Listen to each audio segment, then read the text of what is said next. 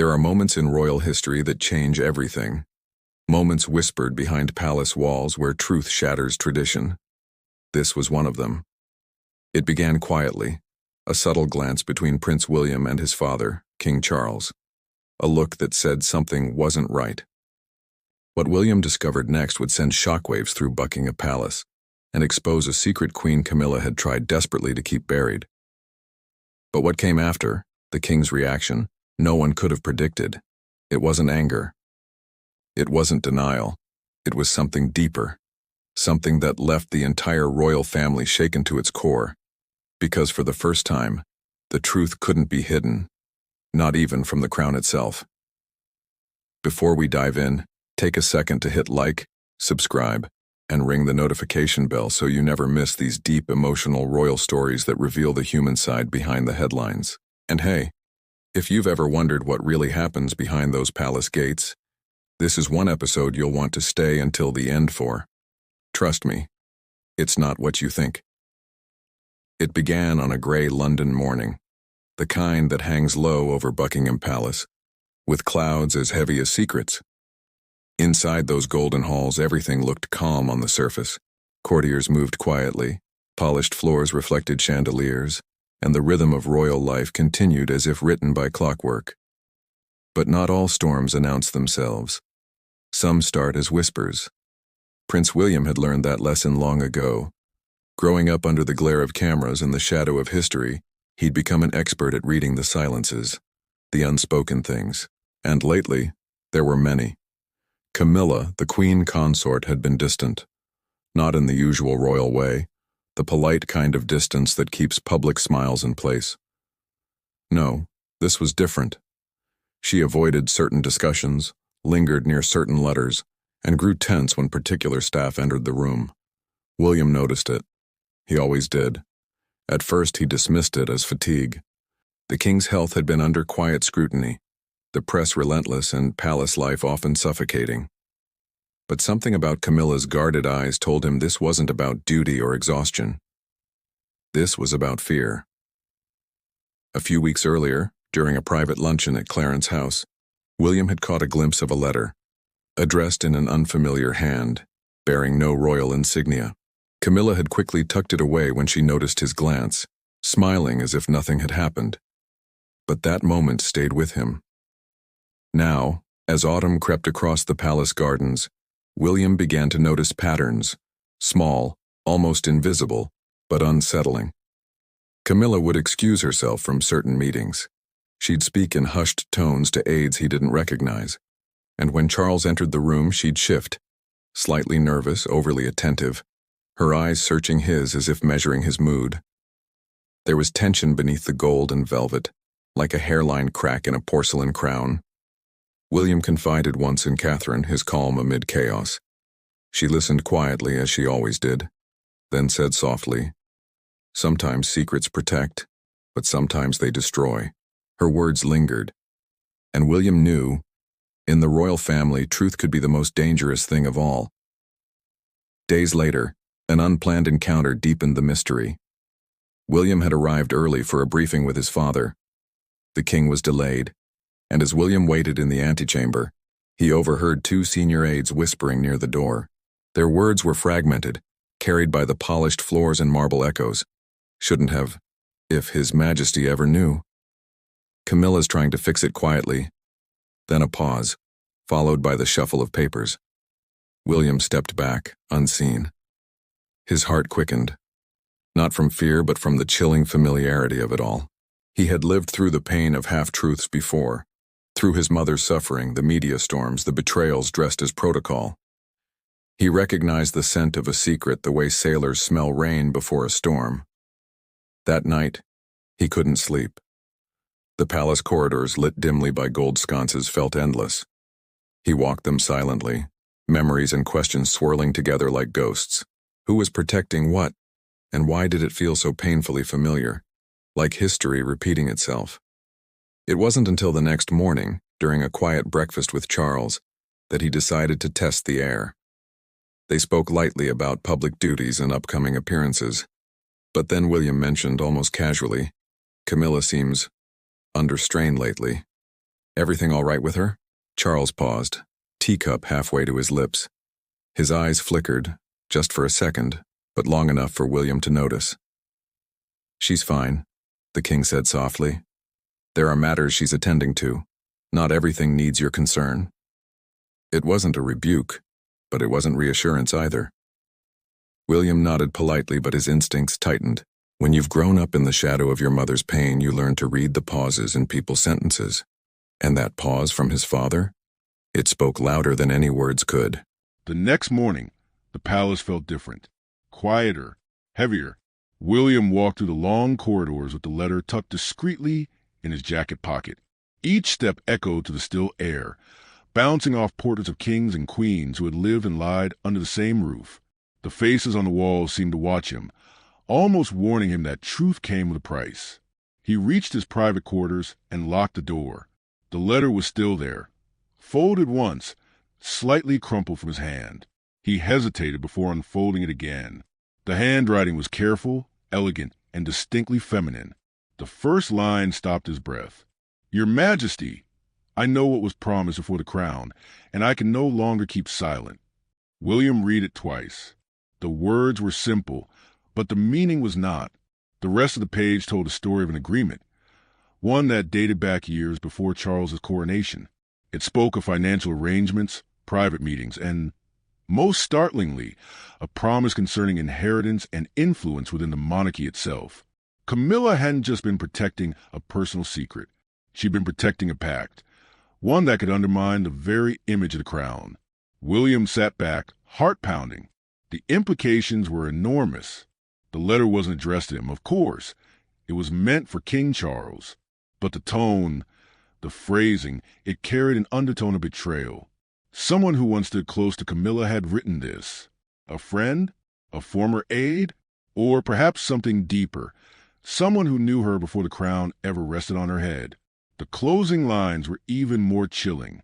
If the Prince of Wales ever learns of this, he will see that the foundation he stands on is not as pure as he believes. And I fear what that truth might do to him. William lowered the letter, his pulse echoing in his ears. He understood now why Camilla seemed restless, guarded. This wasn't just about her reputation. It was about survival. He wanted to tell Catherine immediately, but something held him back. Not out of distrust, but out of protection. He needed to think clearly, not emotionally. For hours he paced the room, torn between duty and conscience. By evening he made a choice. He had to speak to Camilla, directly, privately, and without his father's knowledge. He arranged the meeting quietly, under the pretext of discussing an upcoming royal event.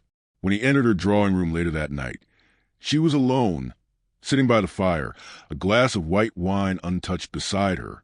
She looked up, offering a gentle smile that didn't quite reach her eyes. "William," she said softly, "you've come late. Is everything all right?" He hesitated. "That depends, ma'am." The word ma'am felt strange on his tongue tonight, distant, deliberate. Camilla frowned, tilting her head. "Something's troubling you." He took a slow breath. "I found a letter in Father's study." The color drained slightly from her face. "A letter?" "Yes." He met her gaze steadily. "From someone who knows about an arrangement made before Father became king." Silence. Only the faint ticking of the mantel clock filled the room. Then Camilla exhaled, slow, trembling. "So you've read it?" "I had to," William said quietly, "because it concerns us all." Her hand trembled slightly as she set her glass down. "You don't understand. Things were complicated then. Promises were made to protect everyone, including your father." "Protect him from what?" William asked sharply. "From truth? From scandal?" She looked away, eyes glistening. "From the past. From a mistake that could have destroyed him before he even wore the crown." William felt the air shift, the kind of heavy silence that precedes confession. "Camilla," he said carefully, "were you hiding?" Her voice cracked as she replied. "Before Charles and I married, there were documents signed. Legal but private. They secured certain privileges, financial, charitable, things agreed upon quietly. But there was more. Someone close to me, someone I trusted, kept copies. They wanted influence over the family once Charles became king. Blackmail, William said flatly. Camilla didn't deny it. They've been silent for years. Until now, that letter was a warning. He felt both fury and pity rise within him. And father knows? Tears shimmered in her eyes.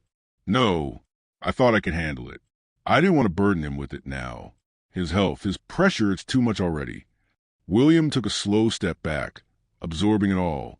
You tried to bury it, but that kind of secret doesn't stay buried. It infects everything around it. Her expression softened. You sound like your mother. That stopped him cold. He looked at her, the woman once blamed for so much of Diana's pain, and for a moment he saw something unexpected. Guilt. Genuine human guilt. Maybe I do, he said finally, because she taught me what happens when the truth is ignored for too long.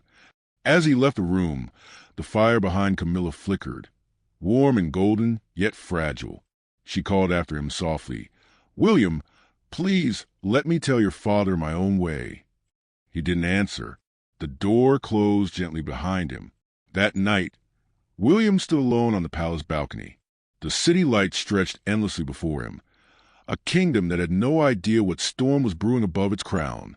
He thought of his father, of his mother, of every headline that had shaped his childhood. And for the first time in years, he felt something like fear. Not for himself, but for the man who had spent a lifetime trying to hold the monarchy together.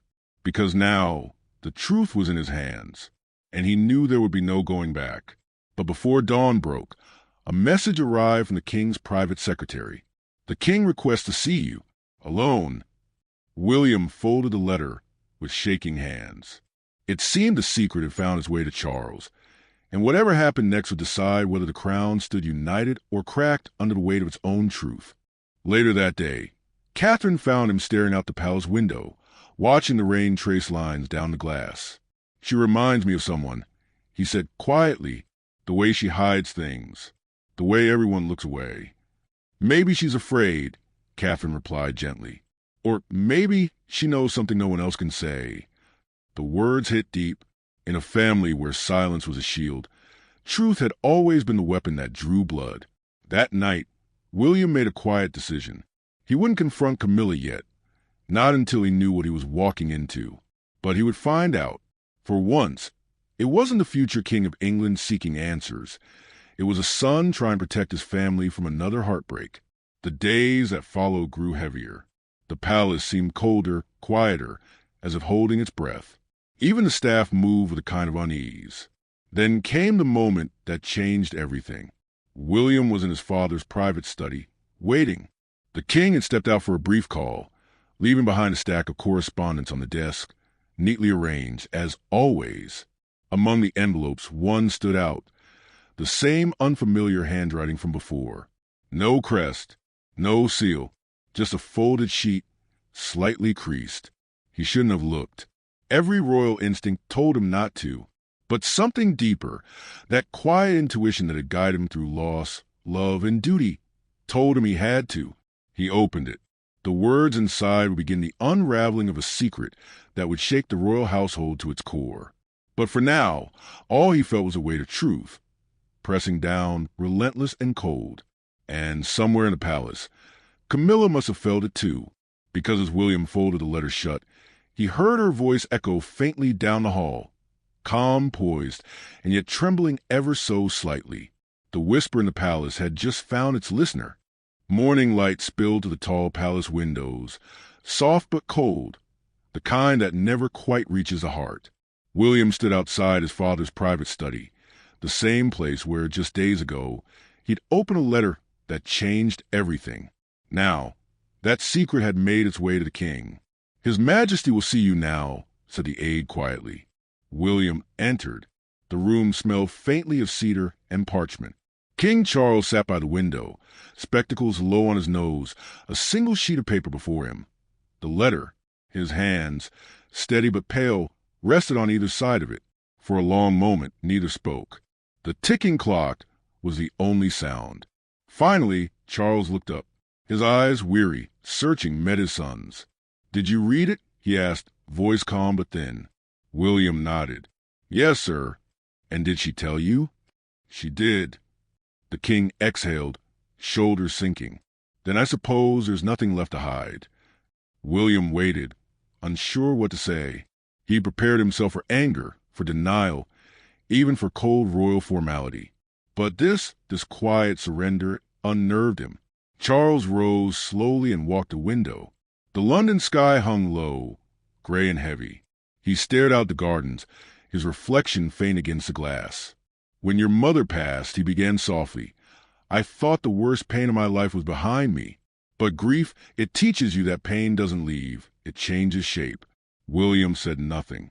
Charles continued, Camilla has been my shelter, in her way. She saw me when I was at my weakest, when I thought I could never put the crown above my heart again. But love in this family is never simple. He turned to face William, eyes glistening. You think I didn't know? About her arrangement? William's breath caught. You knew? A sad smile. Of course I did. I approved it. The silence that followed was crushing. Father, William whispered, you approved it? Charles nodded slowly. Before the wedding, she was terrified that the public would never accept her, that the institution would swallow her whole. She wanted guarantees, security for her charities, her staff, her life if anything happened to me. He rubbed his temples, the weight of the crown visible in his every movement. At the time, it seemed harmless, but promises made in fear, they always come due. William took a step forward. So the letter was from someone who knew too much. Charles finished. A reminder that even kings cannot rewrite the past. The king sank back into his chair, fingers tracing the edge of the paper. I was angry when I first saw it. Not at her, at myself. Because I realized that in trying to protect her, I had placed you in the same shadow your mother once stood in. Secrets again. Always secrets. William's throat tightened. For years, he had buried his resentment. The pain of watching his mother humiliated, the endless tabloid storms, the way truth was always treated like a threat. And now, seeing his father like this, not the monarch, but the man, that anger began to melt into something more complicated. You could have told me, William said quietly. We could have faced it together. Charles looked at him, eyes tired but soft. I didn't want you to carry my mistakes. You've already carried enough. The words hung there, simple, human, and utterly disarming. For the first time in a long while, William saw not the King of England, but a father, flawed, fragile, trying to hold on to dignity in a life built on ceremony. After a long silence, Charles spoke again, voice trembling. Do you know what your mother once told me? She said the truth always finds a light, even in the darkest rooms. He let out a small, broken laugh. Seemed she was right again. William felt a sting behind his eyes. She usually was. The two men shared a silence thick with memory, of laughter that once filled palace halls, of tears shed behind headlines, of a woman whose spirit still lingered in both of them. Then Charles stood and walked to his desk. He took the letter, folded it carefully, and placed it in a wooden box. No more secrets, he said, his voice firm but tender. Not between us. Not in this family. If the truth comes out, it comes out honestly, not as scandal, but as confession. William hesitated. And Camilla? Charles turned toward him, the faintest crack of emotion breaking through his calm. She will answer for her choices. But she has also carried burdens you, and I can only guess at. I won't let this destroy her. Or us. The next moments were quiet. 2 generations of royals standing in the same room, divided by duty but bound by blood. Finally, Charles extended a hand, not as a king, but as a father. Walk with me. They moved through the long corridor toward the garden. The morning fog was lifting, sunlight trying to break through. Charles stopped near the fountain, staring at the water's surface. Do you ever wonder, William, he said softly, what kind of kings we might be if we weren't born into this life? William smiled faintly. Sometimes I think we'd just be men trying to get it right. Charles chuckled quietly, the sound bittersweet. And perhaps that would be enough. For a brief moment, the weight of the crown seemed lighter. No press, no protocol, Just a father and son standing the truth. Raw, imperfect, real. The world would never know what was said in that garden. But from that day on, the tension within the palace began to shift. William left the study later with something he hadn't expected to find. Not answers, but understanding. Because sometimes the greatest revelations aren't about secrets at all. They're about forgiveness. But peace in the palace never lasts long. By evening, the British press began to whisper. A leak, an anonymous source, and a headline that would soon sweep across every screen in the kingdom. The truth, it seemed, was no longer just theirs. The next morning, Buckingham Palace awoke to chaos. Flashes from the gates. Reporters shouting questions into the fog. Helicopters circling above the gardens like vultures hungry for a headline. Every newspaper carried the same line, stamped in bold across the front page. Camilla's secret deal exposed, palace in crisis. It was the letter, leaked, word for word. William stood at his window, jaw tight, eyes burning with disbelief. He had spent his whole life watching the monarchy dance on the edge of truth and illusion. But this time, the mask had truly fallen. Down the hall, he heard Catherine's calm voice, instructing aides, steadying the ship. She turned to him with quiet strength. "You have to go to him," she said. "He'll need you now more than ever." He nodded once, the decision already written in his heart. Inside the king's private chamber, the scene was not one of rage, but of sorrow. Charles sat alone, hands clasped, the morning papers scattered around him. He didn't look like a monarch. He looked like a man carrying the weight of 1,000 years of family history, and every mistake that came with it. When William entered, the king didn't speak. He simply handed him one of the headlines. William read it again, even though he knew every word by heart. "They know everything," he murmured. Charles sighed deeply. "They always do eventually." For a long moment, neither spoke. The air between them carried the unspoken truth, that the monarchy, as polished and powerful as it appeared, was built not only on tradition, but on the fragile humanity of those who wore its crown. Then Charles looked up, eyes weary but resolute. "I won't let this destroy her," he said quietly. "I made the mistake. I will take the blame." William frowned. "Father, that's not—" "It's exactly what must happen," Charles interrupted gently. "The people will forgive a king's weakness before they forgive a queen's deceit. This isn't about fairness. It's about survival." The words hit William like a stone. He had seen his father suffer public humiliation before, seen him hide pain behind poise. But this was different. This was sacrifice. That afternoon, the palace released a statement. It was simple, direct, and written in Charles's own voice. "In times of pressure and pain, we all make decisions to protect those we love. I take full responsibility for any agreements made before my reign. My queen has served this nation with unwavering devotion and deserves no shadow cast upon her name." The statement was elegant, dignified, but behind those words lay heartbreak. Camilla wept quietly in her private rooms when she read it. William visited her briefly, not as her stepson, not as the future king, but as someone who understood the cost of love in the royal world. She looked up at him, eyes red but steady. "He shouldn't have taken the blame," she whispered. William knelt beside her. He didn't take it. He shared it. A single tear slipped down her cheek. "You sound like her," she murmured. "Like who?" "Your mother," Camilla said softly. "She once told me that truth only hurts until it heals. I never understood it until now." Days turned into weeks. The headlines began to soften. Public sympathy, at first cold, began to shift as Charles continued his duties with quiet dignity. He made appearances, shook hands, and even smiled, the kind of tired but genuine smile that earned forgiveness not through words, but through humanity. Behind the palace walls, something rare began to grow: honesty. William and Charles met often, not for press briefings, but for conversation. Real, human conversation, the kind they'd avoided for years. They spoke of Diana, of Camilla, of what it meant to carry a crown in a world that now demanded transparency over tradition. And one evening, as they walked through the rose garden at dusk, Charles said softly, "I used to think a king's duty was to protect the institution, But perhaps our true duty is to protect the people we love, even when it costs us the myth. William looked at his father, really looked, not as a symbol, but as a man. I think Mum would have agreed, he said quietly. Charles smiled faintly. Then perhaps we're finally learning. Months later, when Charles returned to public favor and Camilla stood beside him once more, the cameras captured something few had ever seen between them. Unguarded affection. A simple touch of hands. A quiet look of understanding. It wasn't perfection, but it was real. And when William and Catherine appeared with them on the palace balcony, the cheers from the crowd weren't just for royalty.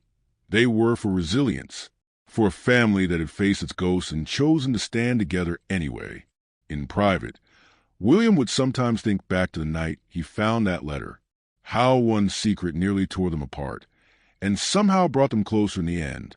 He realized that truth, no matter how painful, had become their greatest inheritance, because power fades, titles change, but the courage to face what hides in the dark, that is what endures. As he stood beside his father during the Christmas broadcast that year, he caught a glimpse of something in Charles's expression: quiet peace. The king spoke to the nation, voice calm and reflective. Family, at its heart, is not about perfection. It is about forgiveness. It is about beginning again, even when the past still echoes. And when the cameras stopped rolling, Charles looked at his son and smiled. "Do you think she'd be proud of us?" he asked softly. William smiled back. "I think she already is." Outside, the bells of Westminster began to ring. The crowd below waved their flags, their cheers echoing through the cool winter air.